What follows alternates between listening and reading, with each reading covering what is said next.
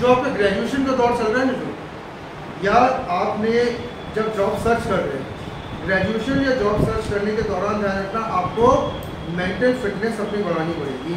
इसी दौरान कर लो, क्योंकि इसके बाद ध्यान रखना प्रेशर आ जाता है। और मेंटल फिटनेस अक्सर ये देखा गया है कि प्रेशर आने से पहले जो बढ़ा लिए प्रेशर आने के बाद ही बढ़ सकता है। एग्जाम्पल के तौर पर अगर आप देखिए कि अगर आप रेगुलर जिम करते हैं, तो जिस दिन मान लीजिए कि कोई बहुत ताकतवर इंसान आ गया जो हैवी वेट उठा सकता है बहुत, और उससे लड़ने आ गया, तो जिम करने वाला लड़ लेगा, लेकिन आप उस समय जिम करके कुछ नहीं कर सकते, उस समय थोड़ा कसरत कर कुछ नहीं कर सकते, वो आपको मार देगा। तो ये पहले से करूँगा। ग्रेजुएशन और जॉब सर्च के दौरान मेंटली फिटनेस आपको कैसे करना है?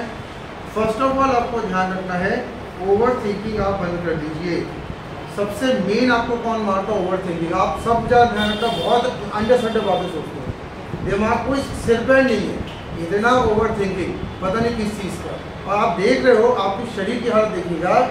आज मैं कह रहा हूँ एक 70 ईयर्स का एजेड पर्सन आपको हरा दे वॉकिंग में, आप देखिएगा कभी सुबह सुबह बहुत एजेड लोग वॉक करते हैं, 60-70 ईयर्स रिटायर्ड हुए 10-12 साल निकल चुके हैं, आप उनके साथ कदम ताल नहीं कर पाओगे। देखना वो जल्दी जल्दी वॉक करके निकल गए, आप भागने लगे। इसका मतलब ये है कि फिजिकल तो फिटनेस गड़बड़ है ही, लेकिन तुमने शरीर की ऐसी तैसी कैसे कर डाली? माँ बाप तो खाने दे ही रहे हैं, आपने ओवर थिंकिंग कर करके दिक्कत की है। ज़्यादा सोचने से क्या होता है, आपका शरीर खुद खत्म होने लगता है। दूसरा, आपका स्ट्रेस आपको लेना रुकना पड़ेगा। अवॉइड स्ट्रेस, मैं पहले आपको बता दे रहा हूँ, ये मत लीजिए। चिंता करने से वैसे कुछ नहीं हो रहा है, पहले को बहुत चिंता होती है ना, क्या कर लोगे? कुछ कर नहीं सकते। आपको स्ट्रेस क्या करना पड़ेगा? अवॉइड ही करना पड़ेगा। और मैं आपको ये बता दे रहा हूँ कि आप इस स्ट्रेस को अवॉइड करने के लिए कोई ऐसी 2-3 लोकेशन या कोई ऐसे 2-3 चीज़ें अपने जीवन में रख ले जो स्ट्रेस के समय आपको उठाने में मददगार करे। जैसे आपको स्ट्रेस के समय जहाँ पे घूमना अच्छा लगता है वहाँ घूमने निकल जाओ, जो खाना अच्छा लगता है वो बनाना सीखो, वो उसको खा ले, स्ट्रेस अच्छा हो जाता है। या आपको मूवी देखना है, आपको फ्रेंड सर्कल में जाना, कुछ भी करे बस स्ट्रेस को हावी ना होने, तो उसको उससे निकलने के तरीके से, क्योंकि तुम लोग की बुद्धि स्ट्रेस खत्म कर रही है। कई लोग बहुत चिंता में रहते हैं ना, चिंता करने वाले देखकर सोच नहीं पाते, बहुत ही जीरो हो जाता है उसका दिमाग, और फिर शरीर में बीमारियों का निमंत्रण भी तो स्ट्रेस है। तीसरा आपको यहाँ पे ध्यान रखना है, ज्वाइन गुड कम्युनिटी। कुछ अच्छे कम्युनिटी को आप ज्वाइन करें, जिसमें सबसे अच्छा आपके पास यूट्यूब से ही ज्वाइन कर लो। कौन कह रहा है पैसे देके ज्वाइन करो? आप यूट्यूब में बहुत सारे अच्छे वक्ता हैं, कम्युनिटीज़ हैं, अच्छे ग्रुप्स हैं, आप उनसे अभी ज्वाइन करके अपने मेंटली फिटनेस पर रोज काम करें। मैं पर डे 3 वीडियो देखता हूँ मेंटली फिटनेस पर, और उसी के कारण मैं कैसे भी मैंने सब कुछ करके निकल जा रहा हूँ। प्रॉब्लम बहुत है, लेकिन कम्युनिटी ऐसे ज्वाइन करके रखिए जिससे दिमाग अपना क्या है, स्थिर बना रह सके। और चौथा लिखिएगा, फोर्थ है नो नेगेटिव थॉट। अपने बारे में कई लोग भयंकर नेगेटिव सोचते हैं, मतलब मुझसे कुछ नहीं हो सकता, मैं कुछ नहीं कर सकता, ये सब तो छोड़ दो, क्योंकि सीधी सी बात है, जवानों को तो ये बोलना ही नहीं है। ये कौन बोलता है मुझसे कुछ नहीं हो सकता? जो बहुत लाचार हो गया, बीमार है, लाचार है, एज हो गई है, हाथ पैर चल नहीं रहे हैं, कैंसर जैसी बीमारी लग गई है, शरीर खोखला हो चुका है, वो बोले ना। आप लोग अभी जवान हो ना, आप लोग को ध्यान रखना, नेगेटिव थॉट से बचना पड़ेगा। आपके मन में अगर अपने प्रति कोई भी नेगेटिव थॉट है, उसको आप क्या करें, पहले अलग कर दीजिएगा, मैं आपको पहले बता देता हूँ। पांचवा आपको यहाँ पे ध्यान रखना है, टॉक विद पेरेंट्स। या तो पेरेंट्स से टॉक करें, या तो आप काउंसलिंग जरूर करें। मैं सबको कहता हूँ काउंसलिंग की बड़ी ज़रूरत है आपको। जबलपुर में कितने बच्चे काउंसलिंग करते हैं पता है? नहीं करते। बड़े शहरों में संडे के दिन या सैटरडे के दिन इंसान काउंसलिंग डे मनाता है। मुंबई, दिल्ली, बेंगलोर, हैदराबाद की अगर बात करें तो Saturday is not working day, Saturday is counselling day. आप सैटरडे को क्या कहते हैं? भागो इधर उधर। काउंसलिंग का मतलब क्या है? अपनी जो तुम्हारे दिमाग में जो कचरा आया है उसको दूर करने के लिए क्या कर रहे हो? रेगुलर आप जॉब कर रहे हो, रेगुलर आप बिजनेस चला रहे हो, बहुत स्ट्रेस, प्रेशर, कई बार स्ट्रेस आता है, टेंशन आती है, कई बार बहुत अजीब टाइप के थॉट्स हो जाते हैं हमारे। उस पर्टिकुलर थॉट को दूर करने के लिए क्या कर रहे हो?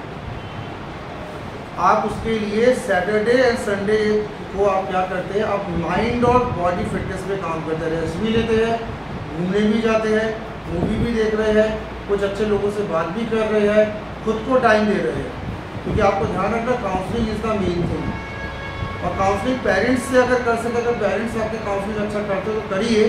फादर मदर की दोनों में से किसी से एक बहुत अच्छी हमारी बनती है, उनसे करें। अगर ब्रदर सिस्टर मामा चाचा किसी से बन रही तो उससे करें, पड़ोस से करें, रिश्तेदारों से करें। और किसी से नहीं हो पा रहा तो आप सेल्फ काउंसलिंग करें या फिर किसी काउंसलर को ढूंढें जो आपके दिल की बात को सॉल्व कर सके। क्योंकि अगर आप काउंसलिंग नहीं करते हैं, अगर आप पेरेंट्स से बात नहीं करते, काउंसलिंग नहीं करते, आने वाले समय में ऐसे लोगों को देखा गया कि वो डिप्रेशन में जाते हैं। अभी शुरुआत हुई, आप टेंशन में थोड़े थोड़े से हो, आपने उस चीज़ को अवॉइड करते करते एक दिन ऐसा आ गया, आप दिल की बात बता नहीं रहे हो, आप डिप्रेशन में चले गए, तब पता नहीं चला। डिप्रेशन में जाने के बाद फिर आपका एकदम पूरा माइंडसेट हिल गया, और इसके बाद फिर खतरनाक डिजीज़ आपकी तरफ बढ़ने चालू हो जाते हैं। डिप्रेशन जैसे ही हुआ, आपको ऐसे ऐसे डिजीज़ होने लगेंगे जो आपने कभी कल्पना नहीं की थी। आपका पूरी कमाई और सेविंग सिर्फ इसी में जा रहा है। तो मन में कचरा जो है उसको क्या करो, साफ कर, सफाई देखो तुम्हारा काम है। सुबह नहाने के लिए आपको कहा जाता है कि कोई पकड़ के नहलवाता नहीं है। आपको जैसे सुबह नहाना जरूरी है, वैसे अपने दिमाग की काउंसलिंग बहुत ज़रूरी है। दिमाग से कचरा निकालना जरूरी है, नहीं तो आगे नहीं बढ़ पाओगे। सिक्स्थ एक बहुत अच्छी चीज़ है, आप कोई चीज़ सीखें, लर्न समथिंग। हम लोग हमेशा सबको कहते हैं कि भाई माइंड तभी फिट रहेगा जब नया कुछ ना कुछ सीखते चले जाओगे। कई लोग क्या होता है, सीखना बंद कर देते हैं, और कई लोग होते हैं कि बुढ़ापे तक सीखते ही रहते हैं। जो लोग बुढ़ापे तक सीखते हैं, ध्यान रखना, वो मेंटली ज़्यादा मजबूत स्ट्रॉन्ग होते हैं। और जो लोग सीखते नहीं हैं या सीखना बंद कर देते हैं, वो बहुत डल पड़ जाते हैं। ठीक है, फेस द फियर, जिससे डर लग रहा है उससे क्या करो, भिड़ जाओ। क्या करोगे, डर लग रहा है, जैसे अभी तुम लोग के लिए सबसे बड़ा डर है बेरोजगारी, अनएम्प्लॉयमेंट। एक बहुत बड़ा क्वेश्चन है कि भाई मुझे नौकरी मिलेगी कि नहीं मिलेगी। पहली बात तो ध्यान रखना, मन में एक फैक्टर रखो, मिलेगी। ऐसा नहीं कि क्योंकि दुनिया में हर इंसान कमा रहा है, इतने करोड़ों अरबों की आबादी में सब कमा रहे हैं तभी तो घर चल रहा है। तो कहाँ से घर चल रहा है, ऐसा तो है नहीं कि एक ही व्यक्ति नहीं कमा रहा, करोड़ों कमा रहे, तुम भी कमा लोगे। लेकिन ध्यान रखना, कमाने जाने से पहले हमें इंटरव्यू के दौर से गुजरना पड़ता है। वो सबसे दिक्कत वाली बात होती है कि इंटरव्यू हमें निकालना है, और इंटरव्यू निकालने के लिए आपको ध्यान रखना है, आपको तैयारी तो करनी है, इसको खत्म कर दो, फियर मत रखो, निकल जाएंगे।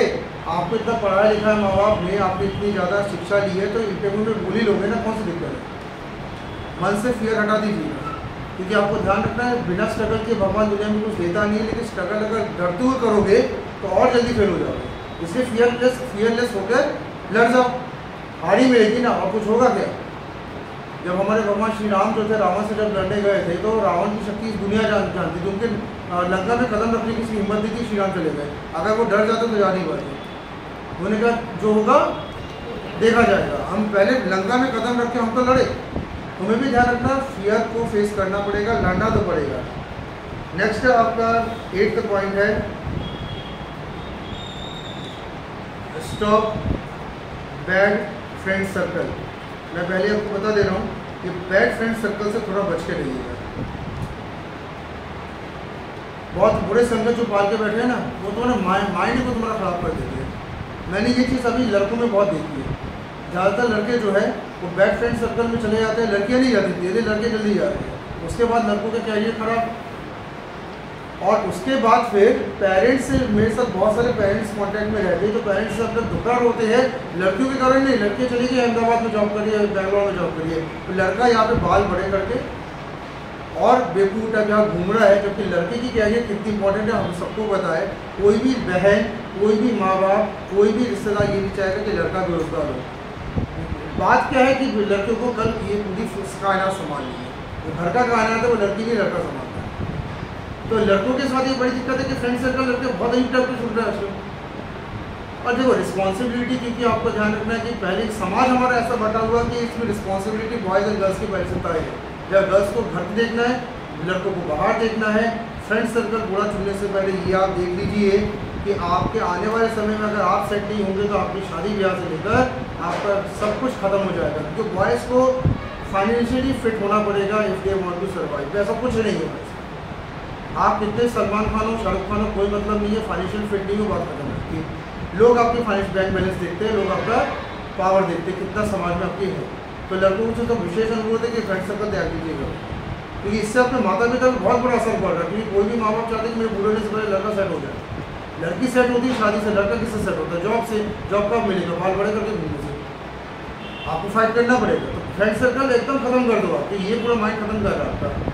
9th पॉइंट आपका है डू एक्सरसाइज। मैं सबको कहता हूँ डू एक्सरसाइज, योग, जिम, रनिंग, वॉकिंग, ये सब आपको करना पड़ेगा।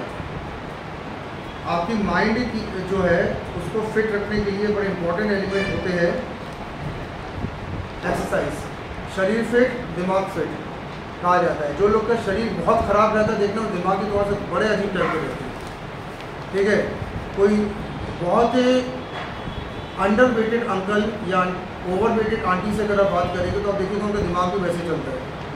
अंडर वेटेड अंकल 50 किलो के हुए बड़े, लड़कियों से भी नीचे वेट है किसी अंकल की, उसका देखना दिमाग भी काम नहीं करेगा। शरीर उसका है ही नहीं तो दिमाग कहाँ से चलेगा? इसको पावर तो ये देता है ना। और कोई ओवरवेट हो गया, 100 किलो की आंटी है, उसे क्या उम्मीद कर लीजिए, उसका दिमाग पूरा ब्लैंक रहेगा। तो आपको ध्यान रखना है, बॉडी फिट रहेगा तो माइंड फिट रहेगा, और बॉडी फिटनेस आपके लिए बहुत ज़रूरी है। अभी आप लोग के ज़माने में बहुत अच्छी बात ये है 12 बजे तक उठो, रात को 3 बजे तक मोबाइल चलो, 12 बजे तक उठो। और हम लोग के ज़माने में हम लोग 4-5 बजे उठ के सुबह से पिताजी एक्सरसाइज कराते थे, पूरे घर में डब्बल डब्बल रखे थे। हम आज भी करते हैं, एक्सरसाइज करके आते थे, करना ज़रूरी है। कारण जब फिट रहोगे आप तब जाके आप दिमागी तौर से कुछ बोल तब पाओगे, शरीर तो आपका फिट होगा। और 10वां लास्ट पॉइंट आपको यहाँ पे ध्यान रखना है, इमोशन मैनेजमेंट। माइंड को मैनेज करने का एक अच्छा है एलिमेंट है इमोशन। आपने मैनेज कर दिए, गुस्से में ब्लास्ट हो जाना, गुस्से में रो देना, गुस्से में चीज़ें तोड़ देना, गुस्से में किसी को अनाप शनाप कह देना, गुस्से में या बहुत ज़्यादा दयालु नेचर है आपका, बहुत प्रैक्टिकल आप नहीं हो। आप ध्यान रखिएगा, इमोशनल अगर आप पुअर हो तो मेंटली भी पुअर हो। इंसान और मशीन में ध्यान रखना सबसे बड़ा अंतर इमोशन का ही आता है। मशीन के पास इमोशन नहीं है, इसलिए मशीन हमें हर जगह हराता जा रहा है। अगर आप देख रहे हो तो हर चीज़ मशीन आपसे छीनता जा रहा है। वो हर काम जो इंसान कर सकता है मशीन कर रहा है, तुमसे ज़्यादा अच्छा कर रहा है। पहले इंसान फावड़ा लेके मिट्टी खोदता था, आजकल जेसीबी मशीन से खुदाई चल रही है। और जेसीबी की ताकत देख लो और वो उसकी रेगुलरिटी देख लो। आपकी रेगुलरिटी नहीं है, रेगुलरिटी क्यों नहीं? आप इमोशन में फंसे रहते हो, और मशीन को इमोशन है ही नहीं, वो फटाफट काम करके निकल जाता है।